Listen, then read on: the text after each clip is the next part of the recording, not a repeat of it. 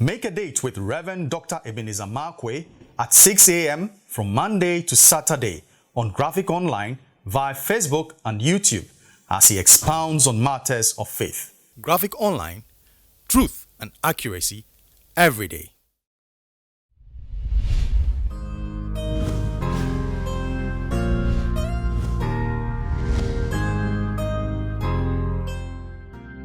Hello, this is Reverend Dr. Ebenezer Markwei of Living Streams International, bringing you matters of faith with Graphic Online. And we're still on the Easter roll, and we're talking about the Passion of Jesus.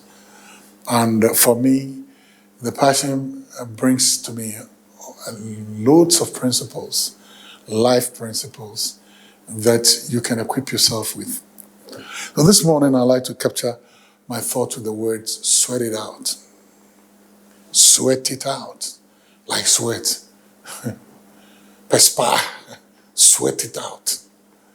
And it's very interesting. I mean, the Bible says something that Jesus in the Garden of Gethsemane, he prayed and prayed and prayed and prayed. And it was not just sweat of water, but sweat of blood. He burst some blood vessels. Wow. I mean, the guy prayed and burst some blood vessels. Whew. I mean, and here he was in so much agony. And he was really, I mean, there's nobody to talk to. There's nobody around who understands, because Peter doesn't understand this whole concept of death. I mean, the disciples are perplexed. This guy is going to die. Why is he being so morbid? He had already created a very morbid atmosphere during the communion table, around the communion table. He had done a lot of weird things. He had washed the feet of people and all those other things. I mean, my goodness. And then he takes them and they're feeling sleepy. They're tired because the night's emotional drama is too much. It has just worn them out. They've just been from one high to the other. You know, he had been very morbid. He had washed their feet. Goodness me, he's spoken in parables. He told them that somebody's going to betray him. And then the person, he even asked the person, go and do it quick. And the person got up. I mean, what is all this?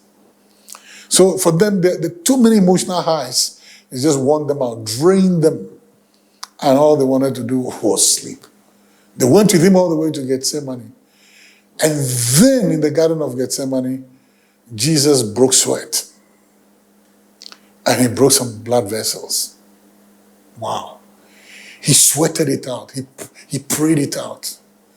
You know, there are certain moments in your life, and there are certain key moments in your life, where there's something that you may be going through. You may not be, nobody else feels the way you do. Nobody else sees the way you do. And for them, they are just accompanying the disciple, their master, or they are accompanying their teacher. But then the weight of what you carry and the weight of the challenges ahead, you need to burst out some sweat. You need to sweat it out. Nobody understands where you're coming from. Nobody understands what you're going through. It's just you and God. Burst the sweat. And Jesus sweated until even blood vessels burst out. I don't know how it fits into my biology. I'm still confused about that whole process. But, maybe from his nostrils or something, the way he was praying and all those things. Listen, the guy sweated it out. He didn't sweat it out by just going on the machine and pumping all this thing. He hit the machine of prayer. He hit the, what do you call it, that speed, the running board. He hit the running board of prayer. He prayed until he sweated it out. He prayed and prayed and prayed and prayed, and then he came to the place where he gasped and said, you know what? Not my will, but your will be done. He sweated it out. You need to be at that place to sweat it out, where your dependence is not on any other person but you. I am going to sweat it out. You got to take matters into your hands. You got to set up a confrontation table with God. You got to bring out your arguments.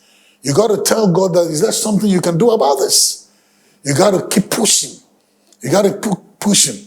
You have to be at the place to inconvenience yourself. When no one else is there to hold your hand, no one else is there to assist you.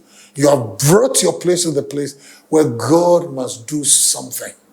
And you ain't leaving the place until angelic visitation. I don't mean necessarily people with wings. But unless you receive strength for tomorrow, sweat it out in prayer. Sweat it out waiting before Him. Don't pay attention to other people. You go sweat it out. Well, the choices are always yours. See you later.